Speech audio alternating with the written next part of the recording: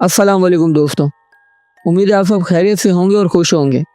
अल्लाह पाक आप सबको ऐसे ही खुश रखे और हमेशा आबाद रखे और हर बुराई से महफूज रखे। उम्मीद है आप सबके रोज़े बहुत ज़्यादा अच्छे जा रहे होंगे। अल्लाह पाक हम सब के रोज़े कबूल फरमाए और इस रमज़ान के महीने में हमें ज़्यादा से ज़्यादा इबादत करने की तौफ़ीक अता फरमाए। कभी कभी हमारे साथ कुछ इस तरह के मामलात पेश आ जाते हैं जो हमारी समझ के बिल्कुल बाहर होते हैं, जिनको समझना हमारे लिए बहुत ज़्यादा मुश्किल हो जाता है। कभी कभी हमारे साथ इस तरह के मामलात पेश आते हैं, कुछ इस तरह के पुरस्रार मामलात जो हमें बिल्कुल आखिर में जाके समझ आते हैं। आप इमेजिन करें कि आप किसी इंसान को बहुत प्यार और मोहब्बत से अपने घर लेकर आए हों, उसको अपने साथ रखने के लिए, या आप खुद उसके पास गए हों रहने के लिए, और वो इंसान बहुत ज़्यादा खूबसूरत हो। अपनी खूबसूरती और अपनी मासूमियत की वजह से वो आपके दिल के बहुत ज़्यादा करीब आ जाए। क्या आप ये इमेजिन कर सकते हैं कि वो शख्स जो आपके दिल के बहुत ज़्यादा करीब है, वो किसी बहुत ख़तरनाक पुरस्रार मखलूक के हिसार में है, और ये चीज़ आपको बिल्कुल भी नहीं पता, और ये चीज़ आपको आपके साथ मामलात होने के बाद भी समझ नहीं आती है। आप इससे बहुत ज़्यादा परेशान हो जाते हैं। उस शख्स से आप इतना करीब हैं, इस वजह से आपके साथ ये मामलात पेश आने लगते हैं, और आपको बिल्कुल भी इल्म नहीं होता कि उसकी वजह उसके हिसार करे हुए साए हैं। और बिल्कुल आखिर में जब आपकी जान पर बनाती है, जब आपको ये चीज़ मालूम होती है, और तब तक बहुत ज़्यादा देर हो जाती है। तो ऐसा ही एक वाक़या एक हमारे भाई के साथ पेश आया। वो जहाँ रहते हैं मैं वो जगह तो नहीं बता सकता, लेकिन उनके साथ जो ये वाक़या पेश आया, इस तरह का वाक़या अल्लाह ना करे आगे किसी के साथ पेश आए। तो बढ़ते हैं अपनी कहानी की तरफ। कहानी में आगे बढ़ने से पहले अगर आप ऐसे ही खौफनाक और पुरस्रार कहानियों को पसंद करते हैं तो हमारे चैनल को सब्सक्राइब कर लें, आयतुल कुर्सी पढ़ लें, अल्लाह का नाम ले लें। मैं आपको ये कहानी उसी की ज़बानी सुनाऊँगा जिसने ये कहानी हमें भेजी है। तो बढ़ते हैं अपनी स्टोरी की तरफ। अस्सलाम वालेकुम, मेरा नाम मोहम्मद हमज़ा है। ये वाक़या आज जो मैं लिख रहा हूँ, आज भी ये वाक़या लिखते हुए मेरे हाथ पाँव काँप रहे हैं। ये वाक़या मैंने अपनी आँखों से देखा है, और ये इस कदर खौफनाक मंज़र था जो मेरे साथ हर दिन पेश आता था। इसका हसार इतना गंदा था कि मैं भीड़ में भी खौफ में रहने लगा था। मेरी शादी को तकरीबन 5 साल हो गए थे। मेरी वाइफ का नाम सना है। सना बहुत अच्छी आदत की है, उसके अंदर इंसानियत मैं कहता हूँ कि मुझसे भी ज़्यादा है। मेरी वाइफ इस चीज़ से बहुत ज़्यादा परेशान आ गई थी, और जाहिर सी बात है भले मैं मर्द हूँ, लेकिन एक लिहाज से मुझे भी औलाद का दुख बहुत खाता था। जैसा मैंने आपको बताया कि हमारी शादी को 5 साल हो गए थे और हमारे यहाँ औलाद नहीं थी। मेरी और सना की लव मैरिज थी, लेकिन फिर भी इस कमी की वजह से हमारे दरमियान कोई ना कोई खला ज़रूर रह गई जो हमारे रिश्ते को पूरा नहीं होने दे रही थी। सना इस वजह से बहुत ज़्यादा डिप्रेस रहती थी।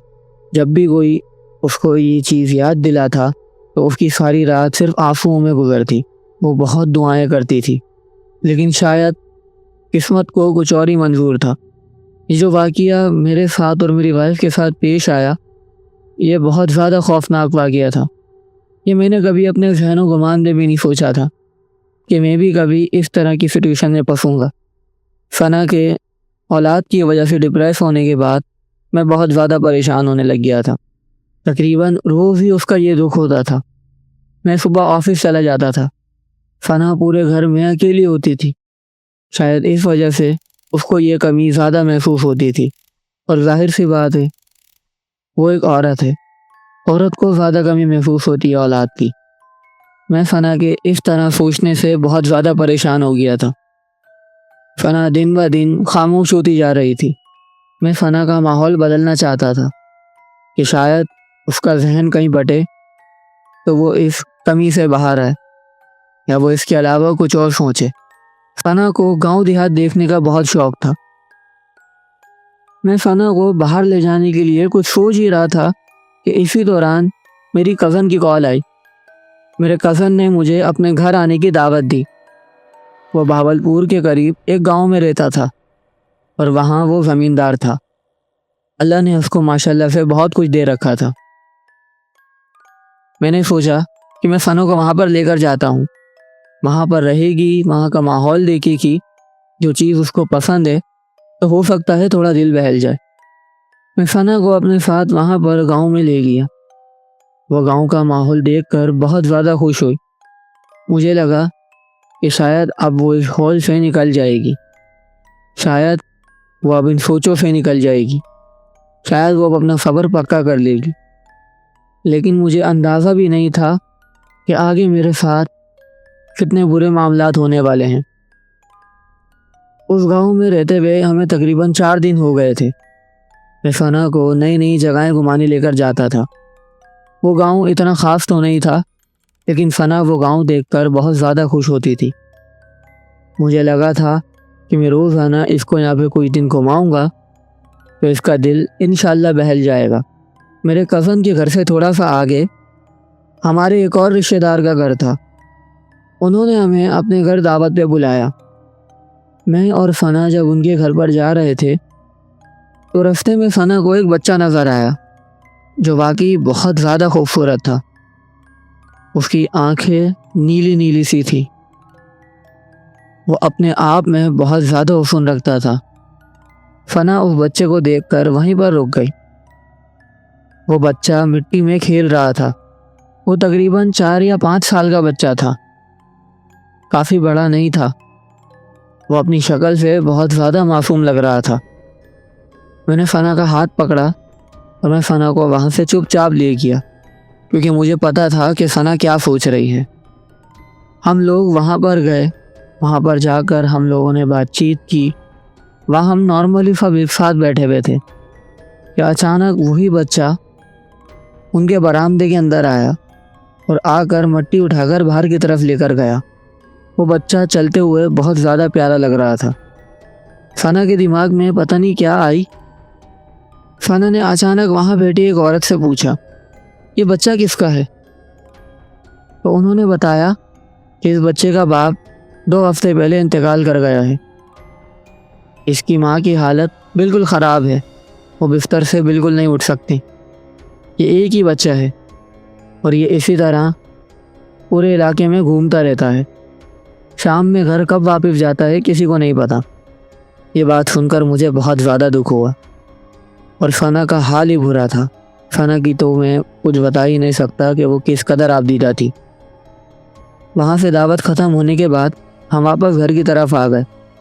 घर आने के बाद सना पता नहीं किन सोचों में गुम थी। मैंने सना से पूछा, क्या हुआ, आज सुबह से बहुत ज़्यादा परेशान लग रही हो? सना ने मुझे कहा, मैं अगर आपसे एक बात पूछूं तो आप मना तो नहीं करेंगे? मैंने सना से कहा, पूछो। तो सना ने कहा कि वो बच्चा बहुत ज़्यादा खूबसूरत है, उसके सर पर बाप का साया भी नहीं है, क्यों ना हम उस बच्चे को गोद ले लें। इस बात पर मैं सना को ना हाँ कर पाया ना। सना ने मुझसे बहुत ज़्यादा इसरार किया। सना के इसरार पर हम अगले दिन उस बच्चे के घर पर चले गए। उस बच्चे का घर वाकई बहुत ज़्यादा टूटा फूटा था। वो बच्चा अपने घर में एक जगह पर बैठकर खेल रहा था। मेरे साथ मेरे कुछ अजीज रिश्तेदार भी गए थे। उसकी माँ सिर्फ बात कर सकती थी, उसका बिस्तर से उठना बिल्कुल नामुमकिन था। खैर, हम लोग उसकी माँ से बात करके उस बच्चे को गोद लेकर वापस घर की तरफ आ गए। अगले दिन हमें वापस अपने घर के लिए निकलना था। हम उस बच्चे को लेकर शहर आ गए। अजीब बात यह थी, जब हम उसको लेकर आए तो ना उसने शोर किया, ना ही कोई रोना धोना। सना ने जब उसको अपने पास बुलाया, वो चुपचाप सना के पास आ गया था और ऐसे ही वो चुपचाप हमारे साथ शहर भी आ गया था। हम उस बच्चे को अपने घर ले आए। एक तरीके से हमने उसको गोद ले लिया। सना इस चीज़ से बहुत ज़्यादा खुश थी, लेकिन उस बच्चे की हरकतें बहुत ज़्यादा अजीब थी। वो बच्चा रात रात भर सोता नहीं था।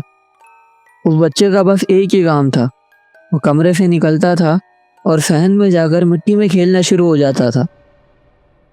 ثنا اس کو رات بھر سلانے کی کوشش کرتی، لیکن وہ ایسا جیسے اس کو نیند ہی نہ آتی ہو۔ وہ بچہ بہت زیادہ عجیب تھا۔ ہمیں اس کو لائے ہوئے تقریباً 1 ہفتہ ہو گیا تھا، لیکن اس کے منہ سے ہم نے اب تک ایک الفاظ نہیں سنا تھا۔ ہم دونوں نے یہ سوچ لیا تھا کہ شاید یہ بچہ زبان استعمال نہیں کر سکتا۔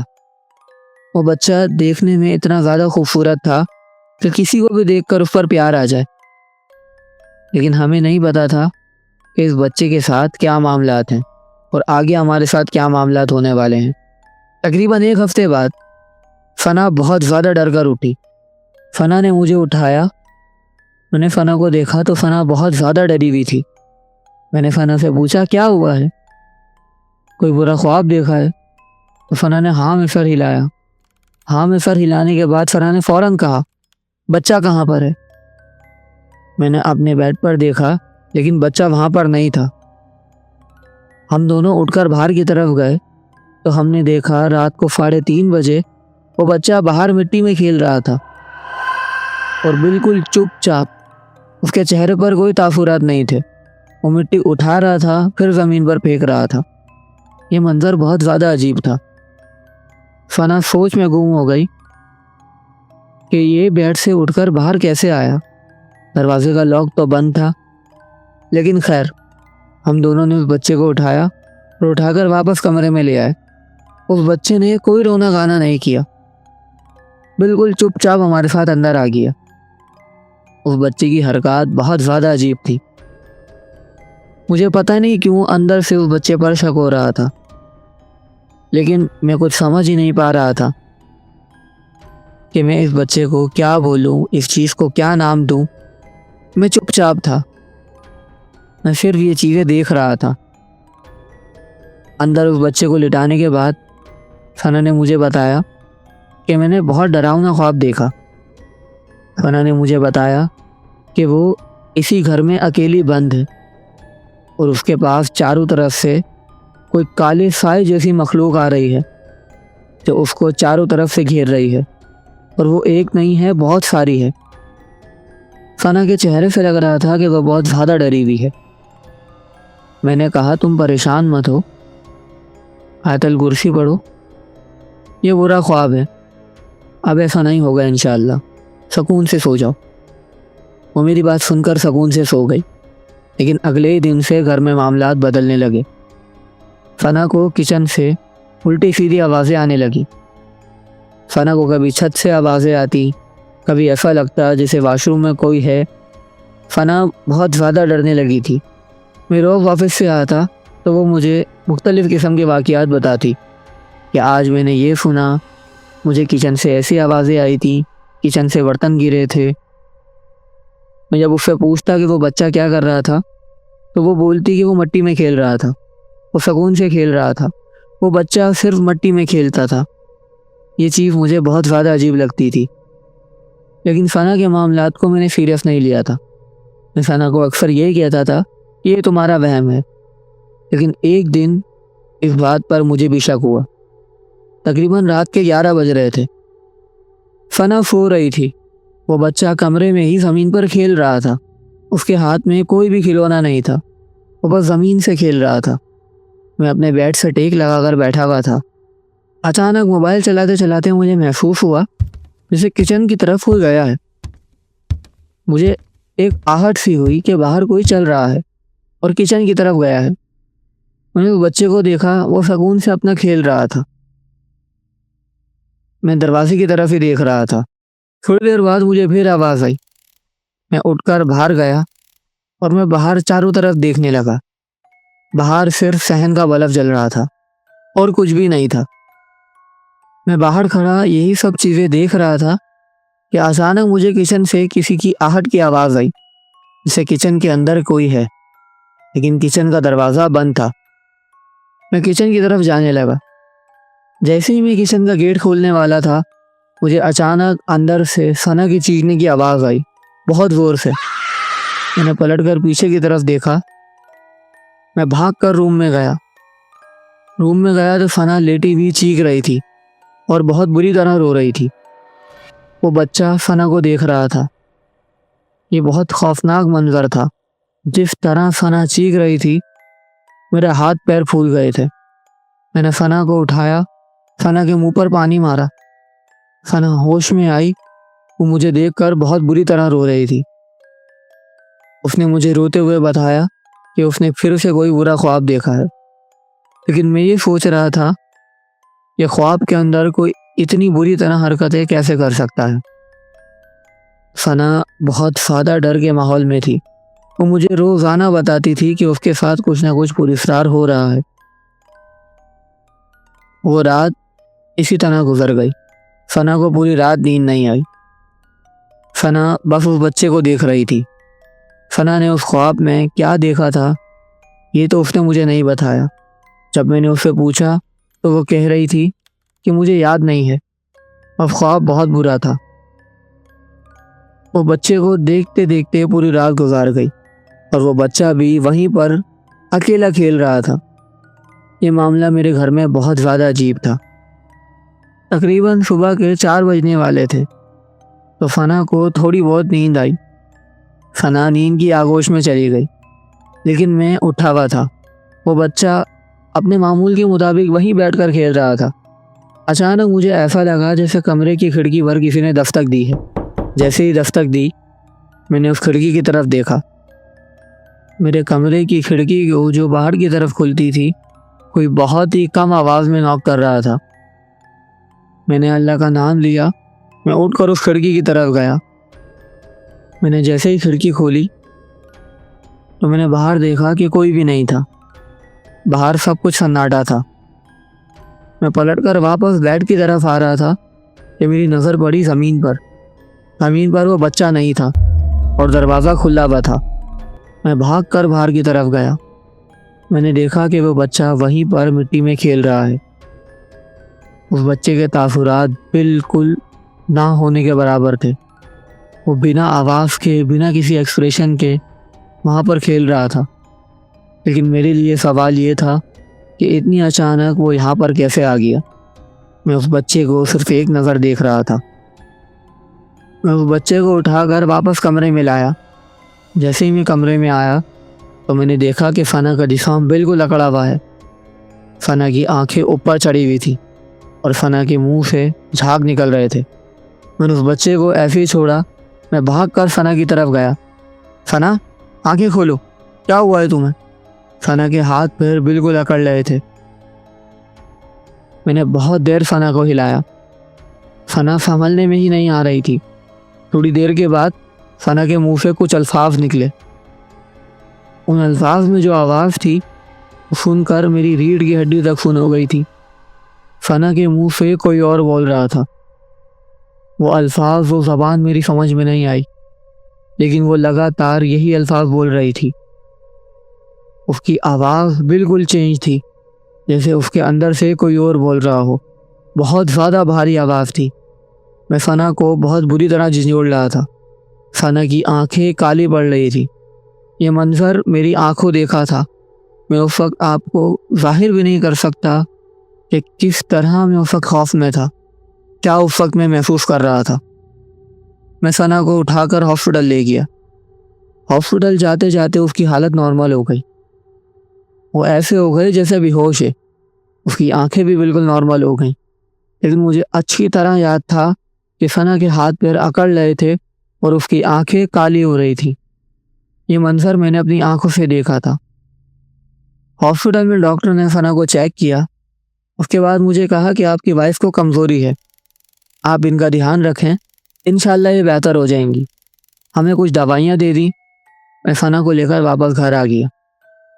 اسی دن رات میں ثنا بیڈ پر لیٹی ہوئی تھی۔ ثنا جاگ رہی تھی، میں اس کے برابر میں بیٹھا ہوا تھا۔ میں پتہ نہیں کیا سوچ رہا تھا کہ اچانک مجھے ثنا کے پاس سے کوئی آواز آئی۔ میں نے ثنا کی طرف دیکھا تو ثنا چھت پر دیکھتے ہوئے کچھ بول رہی تھی، اور اسی آواز میں بول رہی تھی جو صبح ثنا نے بے ہوش ہوتے ہوئے نکالی تھی۔ میں ثنا کی آواز بہت غور سے سننے لگا۔ ثنا کے منہ سے بہت باری آواز نکل رہی تھی۔ اور وہ جو الفاظ بول رہی تھی وہ الفاظ پتہ نہیں کس زبان کے تھے، اس کے منہ سے کوئی اور بول رہا تھا۔ تھوڑی دیر کے بعد فنا بولتے بولتے اچانک ہنسنے لگی اور ہنستے ہنستے بہت برا چیخنے لگی۔ میں نے فنا کو غور سے ہلایا۔ فنا، کیا ہوا ہے تمہیں؟ فنا بتاؤ مجھے۔ میرے بولنے پر فنا کے منہ سے اس کی اپنی آواز نکلی۔ فنا نے مجھے روتے ہوئے کہا، مجھے ایسا لگ رہا ہے جیسے اندر سے مجھے کوئی کاٹ رہا ہے، کوئی چیر رہا ہے، مجھے بہت زیادہ درد ہو رہا ہے۔ فنا کی یہ حالت دیکھ کر میرے آنسو آ گئے۔ فنا بہت زور زور سے چیخ رہی تھی۔ میں نے چاروں طرف نظریں دوڑائیں، میں نے دیکھا وہ بچہ کمرے میں نہیں ہے۔ وہ بچہ اپنے معمول کے مطابق وہیں پر باہر کھیل رہا تھا۔ یہ منظر بہت زیادہ خوفناک تھا۔ فنا کی یہ حالت دیکھ کر میں کافی گھبرا گیا تھا، مجھے کچھ بھی نہیں سمجھ آ رہا تھا۔ فنا بہت الٹی سیدھی حرکتیں کر رہی تھی، چیخ رہی تھی، چلا رہی تھی، ہنس رہی تھی، ہنستے ہنستے رو رہی تھی۔ مجھے کچھ بھی نہیں سمجھ آیا۔ جیسا میں نے آپ کو بتایا کہ فنا کی طبیعت خراب ہونے پر میں اس کو ہاسپٹل بھی لے کر گیا تھا، لیکن وہاں بھی مجھے کوئی فائدہ نہیں ہوا۔ میں نے گھبرا کر اپنی پھپھو کو کال کیا۔ میں نے انہیں بتایا کہ میری وائف کی حالت بہت زیادہ خراب ہو رہی ہے۔ پھپھو کا گھر قریب ہی تھا۔ پھپھو جلد ہی میرے گھر پر آ گئی۔ میری پھپھو فنا کی حالت دیکھ کر بہت زیادہ پریشان ہو گئی۔ وہ پرانی عورت ہے، ان کو اس چیز کا شاید زیادہ پتہ تھا۔ میری پھپھو نے فنا کو دیکھ کر کہا کہ یہ ہاسپٹل کا معاملہ نہیں لگتا، میں نے تمہیں اس وقت بھی کہا تھا۔ یہاں میں آپ کو بتاتا چلوں کہ جب فنا کی پہلے طبیعت خراب ہوئی تھی تو اس وقت بھی پھپھو نے مجھے کہا تھا کہ مجھے اس طرح کا کوئی معاملہ لگ رہا ہے، لیکن میں نے پھپھو کی بات کو آئی گئی کر دیا تھا، کیونکہ میں کسی بھی ہال میں پڑھنا نہیں چاہتا تھا، میں کسی بھی فالتو سوچ میں نہیں پڑھنا چاہتا تھا۔ لیکن شاید میں غلط تھا، یہ معاملہ کچھ اور ہی تھا۔ فنا کی حالت بہت زیادہ خراب تھی، ہم دونوں اس کو سنبھال نہیں پا رہے تھے۔ فنا بہت زیادہ خوفناک حرکتیں کر رہی تھی، اس کی آواز اس قدر پراسرار تھی کہ میری روح فنا ہو رہی تھی اس کی آواز سنتے ہوئے۔ وہ مجھے دیکھ کر بیڈ سے اچھل کر میرے پاس آ رہی تھی۔ ڈر کے مارے میں نے اس کو بیڈ سے باندھ دیا تھا۔ وہ کبھی ہنس رہی تھی، کبھی رو رہی تھی، لیکن اس کی حالت بہت زیادہ خراب تھی۔ میرے آنسو آ رہے تھے اپنی وائف کو دیکھتے ہوئے، کیونکہ اس طرح کا خوفناک معاملہ میرے ساتھ پہلی بار ہوا تھا۔ میری وائف کے ساتھ یہ معاملات میرے سامنے ہو رہے تھے اور میں اس چیز سے لڑ نہیں پا رہا تھا۔ مجھے سمجھ ہی نہیں آ رہا تھا کہ میری وائف کے ساتھ کیا ہو رہا ہے۔ خیر، ہم نے فنا کو قرآن سنایا۔ ساری رات میں اور پھپھو فنا کو آیت الکرسی سناتے رہے۔ قرآن کی بہت سی صورتیں ہم نے فنا کو پڑھ پڑھ کر سنائی۔ صبح تک فنا بے ہوشی کی حالت میں چلی گئی۔ اس کی حالت ہلکی ہلکی کر کے ایسے ہو رہی تھی جیسے انسان بالکل تھک کر سونے کی حالت میں آ جاتا ہے۔ صبح میری پھپھو نے مجھے ایک عامل کا پتہ بتایا۔ میں ان عامل سے ملنے گیا۔ میں نے ان کو سارا معاملہ بتایا، جو میرے گھر میں میری وائف کے ساتھ ہوتا آیا ہے۔ انہوں نے میری بات سن کر صرف اتنا کہا، تم باہر سے کوئی چیز لے کر آئے تھے؟ میں نے ان کی بات کا انکار کر دیا، کیونکہ میں باہر سے ایسی کوئی چیز نہیں لے کر آیا تھا۔ باہر سے ان کا مراد تھا کہ کسی رشتہ دار سے یا کسی عزیز سے کوئی چیز لے کر آئے تھے، لیکن میں ایسی کوئی چیز نہیں لایا تھا۔ میں نے ان کی بات کا انکار کر دیا۔ خیر، انہوں نے مجھے کہا، تمہارے گھر آ کر میں تمہارے گھر کا جائزہ لوں گا، پریشان نہ ہو، انشاءاللہ سب بہتر ہو جائے گا۔ عامل صاحب نے مجھے منگل کے دن کا وقت دیا۔ منگل کے دن تقریباً عصر کے بعد وہ میرے گھر پر آ گئے۔ میرے گھر آنے کے بعد انہوں نے میرے گھر کی ایک ایک چیز دیکھی۔ تب تک وہ فنا سے نہیں ملے تھے۔ فنا اپنے کمرے میں آرام کر رہی تھی۔ فنا کو پتہ بھی نہیں تھا کہ باہر کوئی آیا ہوا ہے۔ عامل صاحب نے ہی مجھے منع کیا تھا کہ اپنی وائف کو مت بتانا کہ تم نے مجھے بلایا ہے۔ اس میں ان کی کیا حکمت عملی تھی، یہ بات مجھے بعد میں پتہ چلی، لیکن اصل جڑ ہمیں پھر بھی نہیں پتہ تھی۔ عامل صاحب میرے صحن میں ہی جگہ جگہ دیکھ رہے تھے۔ وہ پتہ نہیں کیا تلاش کر رہے تھے، لیکن میں ان کے پیچھے پیچھے ہی تھا۔ کچن کے پاس وہی بچہ کھیل رہا تھا۔ عامل صاحب کی نظر جیسے ہی اس پر پڑی، وہ عامل صاحب کو بہت گھور کے دیکھنے لگا۔ عامل اور وہ بچہ دونوں ایک دوسرے کو دیکھ رہے تھے۔ عامل صاحب بھی اپنی جگہ پر اچانک ہی کھڑے ہو گئے۔ ان کو پتہ نہیں کیا سوچا، کیا انہوں نے سوچا، وہ چپ چاپ اس بچے کو دیکھتے رہے۔ انہوں نے کوئی سوال نہیں کیا، نہ ہی کچھ بولا۔ وہ بچہ بھی چپ چاپ عامل صاحب کو دیکھ رہا تھا۔ اتنے میں اچانک ثنا کے زور سے چیخنے کی آواز آئی۔ میں بھاگ کر اندر کی طرف گیا تو اندر جا کر جو میں نے دیکھا وہ دیکھ کر میرے رونگٹے کھڑے ہو گئے۔ ثنا بیڈ پر الٹی لیٹی ہوئی تھی اور اس کے ہاتھ پیر بالکل ٹیڑھے ہوئے تھے۔ اس کی آنکھیں بالکل اوپر چڑھی ہوئی تھی اور وہ بہت بری طرح آوازیں نکال رہی تھی۔ میں چیخ کر ثنا کے پاس گیا۔ عامل صاحب نے میری آواز سنی تو وہ بھی بھاگتے ہوئے کمرے میں آئے۔ عامل صاحب نے ثنا کی حالت دیکھی، انہوں نے کچھ کلمات پڑھے، کچھ آیتیں پڑھیں۔ اس وقت ثنا کی حالت تھوڑی بہتر ہو گئی۔ اس کے بعد ثنا کا علاج ایسے ہی چلتا رہا۔ وہ بچہ جب بھی ہمارے گھر میں تھا، میں اس بچے کا نام بار بار اس لیے لے رہا ہوں کہ ثنا کا علاج تقریباً 2 مہینے تک چلا۔ 2 مہینے میں ثنا نے بہت ساری بری سار حرکتیں کریں، لیکن اس بچے کا مزاج وہیں کا وہیں تھا۔ جیسے ہی ثنا کا علاج مکمل ہوا، وہ بچہ ہمارے گھر سے غائب ہو گیا۔ اس بچے کا کہیں پتہ نہیں چلا۔ ہمیں اس چیز کا بالکل بھی نہیں پتہ تھا کہ ثنا کے اوپر کیا چیز ہے اور کہاں سے آئی ہے، لیکن اس بات کا پتہ ہمیں بہت بعد میں جا کر چلا۔ ثنا نے بھی ہمیں اس بارے میں کچھ نہیں بتایا تھا۔ ثنا نے اس بچے کی کچھ پراسرار حرکتیں دیکھی تھی، لیکن پتہ نہیں کیوں ثنا نے ہم سے وہ باتیں شیئر نہیں کی، نہ مجھ سے یہ باتیں شیئر کی۔ خیر، ثنا کا علاج مکمل ہونے کے بعد وہ بچہ ہمارے گھر سے غائب ہو گیا۔ میں نے اس بچے کو تقریباً 1 مہینے تک ڈھونڈا۔ پتہ نہیں کون کون سی جگہ پر میں نے اس کو تلاش کیا، لیکن بعد میں مجھے عامل صاحب نے ہی بتایا کہ تمہارے گھر میں جو اثرات، جو نزول تھے، وہ اس بچے کی وجہ سے تھے۔ اس بات کا مجھے آج بھی یقین نہیں ہوتا، لیکن مجھے وہاں سے بھی یہ بات پتہ چلی جہاں سے میں بچہ لے کر آیا تھا۔ خیر، اس بچے کی وجہ سے میری بیوی کی جان پر بن آئی تھی۔ وہ کیا تھا مجھے نہیں پتہ، لیکن وہ جو بھی تھا وہ بہت خاموش مزاج تھا، بہت زیادہ خطرناک تھا، اور اس کے اثرات میں نے اپنی وائف پر بہت قریب سے دیکھے ہیں۔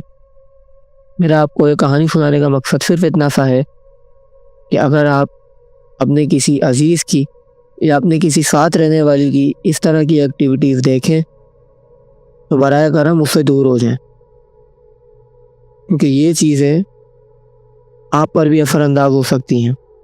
آپ سب میرے لیے دعا کیجیے گا، اور میں بھی آپ کے لیے دعا کرتا ہوں کہ اللہ پاک آپ سب کو ایسے اثرات سے محفوظ رکھے، ایسے پراسرار واقعات سے محفوظ رکھے۔ تو یہ تھی آج کی ہماری ایک خوفناک اور پراسرار کہانی جو ہمارے بھائی نے ہم سے شیئر کی۔ انسانیت کا جذبہ ہم سب میں ہوتا ہے، اور اولاد کا دکھ ہر ماں باپ سمجھتے ہیں۔ جن کے یہاں اولاد نہیں ہے وہ اس دکھ سے بخوبی واقف ہیں، لیکن اللہ پاک ان سب کو ایسے حادثات سے بچائے۔ یہ حادثہ کہیں بھی ہو سکتا تھا، کسی کے بھی تھرو۔ یہ قسمت تھی کہ اس حادثے کا ذریعہ یہ بچہ بنا، یا اس پراسرار مخلوق کا ان کے گھر میں آنے کا ذریعہ یہ بچہ بنا۔ اللہ پاک ہم سب کو ایسے حادثات سے محفوظ رکھے اور اپنے ایمان پر عمل کرنے کی توفیق عطا فرمائے، کیونکہ جو شخص ایمان پہ ہوتا ہے وہ اپنے ایمان کی بیس پر ان چیزوں سے بچ جاتا ہے۔ اللہ پاک ہمیں ان چیزوں سے بچنے کی توفیق عطا فرمائے۔ اگر آپ کو یہ اسٹوری اچھی لگی ہو تو اس کو لائک ضرور کیجیے گا، اور اپنے فرینڈ اور فیملی سرکل میں ضرور شیئر کریے گا۔ اور اگر آپ کے پاس بھی ایسی کوئی خوفناک اور پراسرار کہانی ہے تو نیچے ڈسکرپشن میں دیے گا ای میل ایڈریس یا واٹس ایپ نمبر پر ہمیں شیئر کر دیں۔ ہم آپ کی کہانی آپ کے نام کے اپنے چینل پر چلا دیں گے۔ ملتے ہیں اگلی اسٹوری میں۔ اللہ حافظ۔